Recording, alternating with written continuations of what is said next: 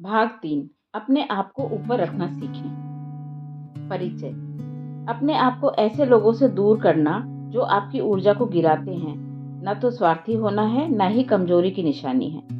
जीवन का सार संतुलन है।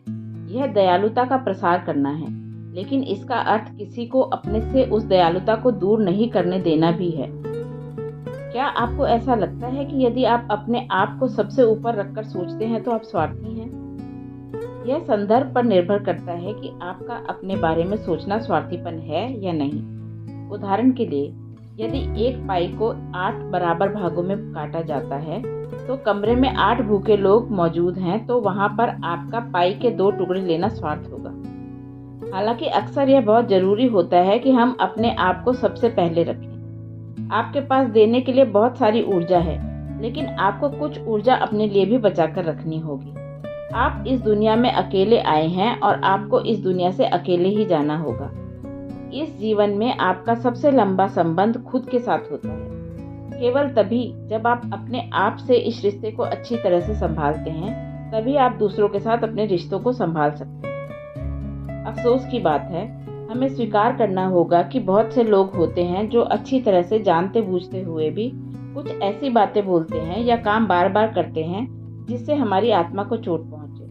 उन्हें इस बात का अंदाजा भी नहीं होता कि उनके व्यवहार का हम पर कितना बुरा असर पड़ रहा है। इसे काल्पनिक कहें या आदर्श स्थिति, हम सभी एक ऐसी दुनिया में रहना चाहते हैं जहां पर हमारा मूड हमारे प्रति दूसरे के व्यवहार से प्रभावित ना हो।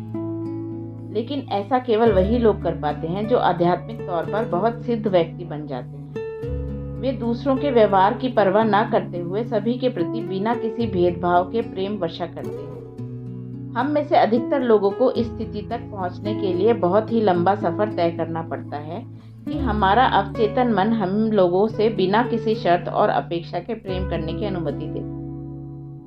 यदि हम आध्यात्मिक तौर पर उस स्थिति तक ऊपर उठ चुके लोगों में से नहीं हैं, तो बार बार लगातार ऐसे लोगों के संपर्क में रहना जिनके विचार विषाक्त हैं, हमारी सारी सकारात्मक ऊर्जा को चूस लेने की परिस्थिति उत्पन्न कर सकता है, जो समय के साथ हमें पूरी तरह से खाली, ऊर्जाहीन कर देगा। जब आप सकारात्मक सोच वाले लोगों के आसपास हों, तो आपके लिए जीवन की अच्छाइयों को देखना बहुत आसान होगा। आपके अस्तित्व का विकास एक निरंतर चलने वाली प्रक्रिया है और इसमें बहुत अधिक समय लग सकता है। जब आप उस स्थिति में पहुंचे जहां पर आप पर दूसरों के व्यवहार का कोई प्रभाव न पड़े। इसीलिए कभी कभी आपको उन लोगों से दूरी बनानी पड़ती है जो लगातार आप में विषाक्त विचारों से नकारात्मक ऊर्जा का संचार कर रहे होते हैं। वे लोग विषैले होते हैं और आपके विकास को बाधित कर देते हैं। आखिरकार उस स्थिति में आप कैसे काम कर सकते हैं या मुस्कुरा सकते हैं जब कोई आपको लगातार जहर दे रहा हो? एक पौधे के बारे में सोचें। यदि आप उसे जहरीले माहौल में रखते हैं तो वह कभी बढ़ नहीं सकता और जल्दी ही मुरझाने लगता है। लेकिन उसको सही माहौल में रखने पर वह फलने फूलने और एक सुंदर पेड़ के रूप में विकसित होने लगता है। एक बार जब वह बड़ा और मजबूत हो जाता है तो उसे नुकसान पहुंचाना मुश्किल होता है। लोगों के विचार विषाक्त हो सकते हैं। एक विषाक्त विचारों वाला व्यक्ति वह हो सकता है जो आपके हर काम की निंदा करता है, अपेक्षाएं बहुत अधिक रखता है, सम्मान नहीं करता, मदद में हमेशा पीछे रहता है। ऐसे लोग मजाक उड़ाने वाले, उपेक्षा करने वाले, शारीरिक कष्ट पहुंचाने वाले, आपका शोषण करने तथा आपको नीचा दिखाने वाले हो सकते हैं। ऐसे लोग अक्सर अपने जहरीले काम का सामना करने से बचते हैं और अपनी बात को बदलते रहते हैं। अतः जब कभी आप अपने आप को ऐसे विषैले विचार वाले लोगों के साथ पाते हैं, तो आपकी आंतरिक शांति खो जाएगी और आप भी दूसरों को वही दर्द देंगे जो आपको औरों से मिलेगा। यहाँ पर यह प्रश्न उठता है, क्या यहाँ पर अपने बारे में सोचना स्वार्थ है या यह उन लोगों का स्वार्थ है जो आपसे यह अपेक्षा कर रहे हैं कि आपको इसे स्वीकार कर लेना चाहिए? किसी भी विषैले संबंध को समाप्त करना बहुत ही कठिन हो सकता है। जो लोग आपके बहुत करीब हों, उनसे अलग होना बहुत ही मुश्किल है, फिर भले ही वे आपको कितना भी दर्द क्यों न दे रहे हों। लेकिन एक बार जब आप उन लोगों को अपने जीवन से हटा देते हैं, आप सकारात्मकता की नदी को बहने के लिए रास्ता बनाते हैं। आपके पास अपना आत्मविश्लेषण, उपचार और विकास करने का समय व स्थान होगा। आप भी एक पौधे की तरह मजबूत और शक्तिशाली बन सकते हैं। अपने व्यवहार को जांचते रहें। हम चाहते हैं कि इस दुनिया के सब लोग विषाक्त विचारों से मुक्त हो जाएं। लेकिन ऐसा बहुत कम ही होता है कि हम अपने कर्मों पर भी नजर रखें। इस दुनिया में आपका सबसे महत्वपूर्ण रिश्ता अपने आप से है, इसीलिए आपके पास इसके लिए कोई बहाना नहीं होना चाहिए कि आप खुद को विषैले विचारों से पूरी तरह मुक्त करें। इसीलिए यह बहुत जरूरी है कि आपको हर उस विषैली आदत के बारे में पता हो जो आप में हो सकती है और जो दूसरों या खुद आपको दुख पहुंचा रही है। जब हम नाराज या परेशान होते हैं तो हम मान लेते हैं कि हमारे आसपास के सभी लोग ठीक हैं। हम अपने आप को रूखेपन से व्यवहार करने के लिए यह कहकर माफ कर देते हैं कि इसके लिए हम नहीं, हमारा मूड दोषी है। हमें इस बात का एहसास ही नहीं होता। हो सकता है कि हमारे आसपास के लोग भी बुरे दौर से गुजर रहे हों। इस तरह हम दूसरे लोगों को भी नीचा दिखाते हैं, जिसका मतलब यह है कि न केवल आप बुरा महसूस कर रहे हैं बल्कि अब दूसरे भी बुरा महसूस कर रहे हैं। यहाँ तक कि कई बार ऐसा भी होता है कि जो लोग अपने बारे में ऐसा मानते हैं कि वे दूसरों के लिए एक उदाहरण हैं, अक्सर अपने व्यवहार की समीक्षा करना भूल जाते हैं। इसे मैं अपने एक अनुभव से दिखाता हूँ। अगर आपने मेरे इंस्टाग्राम पेज को देखा है तो आपको पता होगा कि मैं उद्धरण और सलाह पोस्ट करता हूँ। हमेशा अपने व्यवहार की समीक्षा करें और यदि कुछ विषाक्त है आपके या दूसरों के लिए तो उसे बदलने का प्रयास करें। इस तरह न केवल आप विकसित होंगे बल्कि यह खुद से प्यार करने का एक तरीका है। आप खुद को यह दिखा रहे हैं कि आप इससे बेहतर के योग्य हैं, पर आपका व्यवहार आपके विकास को रोक रहा है। पर आपको शायद यह नहीं पता होगा कि अक्सर मेरे शब्द किसी दूसरे सोशल मीडिया पेज से उठाए गए होते हैं और मैं उन्हें दोबारा किसी और को प्रोत्साहित करने वाले शब्दों की तरह पोस्ट करता हूँ। जब मैं यह देखता हूँ कि लोग मेरे शब्दों और विचारों को अपने व दूसरों के साथ साझा करते हैं तो मुझे बहुत खुशी होती है, लेकिन साथ ही यह देखकर अच्छा नहीं लगता कि वहाँ पर मेरी पहचान को हटा दिया जाता है और उसका कोई श्रेय मुझे नहीं दिया जाता।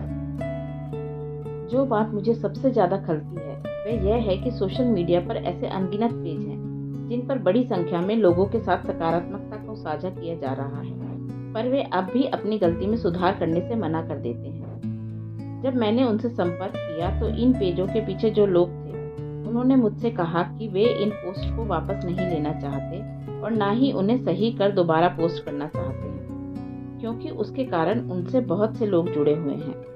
यदि उन्होंने ऐसा किया तो शायद अपने फॉलोअर्स को खो देंगे।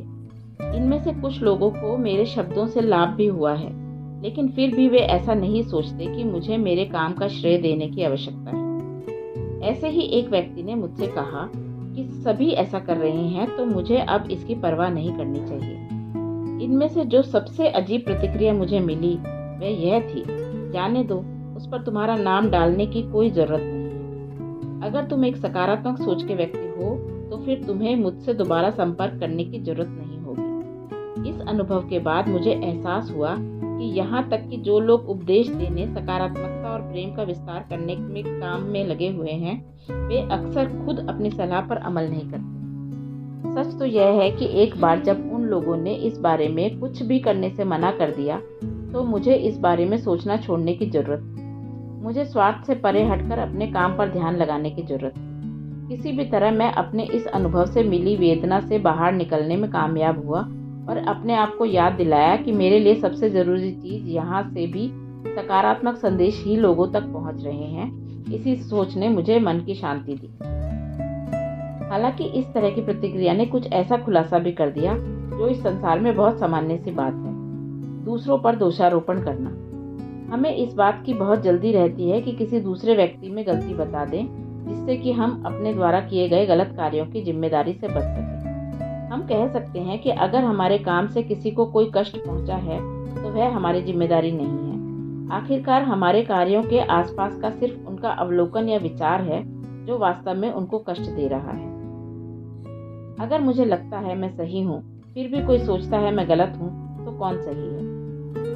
लेकिन तब भी जब आप यह सोच रहे हैं कि कोई अनावश्यक प्रतिक्रिया दे रहा है तो आप जो महसूस कर रहे हैं वैसा क्यों कर रहे हैं कि सही वजह जानने की कोशिश करें। आमतौर पर ऐसा इसीलिए होता है क्योंकि आपने उनके किसी व्यक्तिगत मूल्य को विषाक्त कर दिया है। अगर कोई आपसे कहता है कि वह आपके काम से दुखी है तो आपको इस बात पर जरूर विश्वास करना चाहिए कि वे सचमुच दुखी हैं। आप उनके लिए यह तय नहीं कर सकते कि उन्हें आपकी बात से दुख पहुंचा है या नहीं। यह मैंने अपने साथी से सीखा है। कभी कभी मैं अपने मजाक को बहुत आगे तक ले जाता हूँ और इस कारण वह दुखी हो जाती है। अगर वह उस समय बहादुरी से अपनी संवेदनशीलता को मेरे सामने स्वीकार कर लेती है, तो उस समय सबसे बुरा काम यह कर सकता हूँ कि मैं अपने सामने रक्षात्मक रवैया अपनाकर और उल्टे उसी पर दोषारोपण कर उसे और बुरा महसूस करवाऊं। आप किसी से यह नहीं कह सकते कि उसकी भावनाएं सामान्य नहीं हैं। आपको सबसे पहले उसकी भावनाओं को समझना होगा।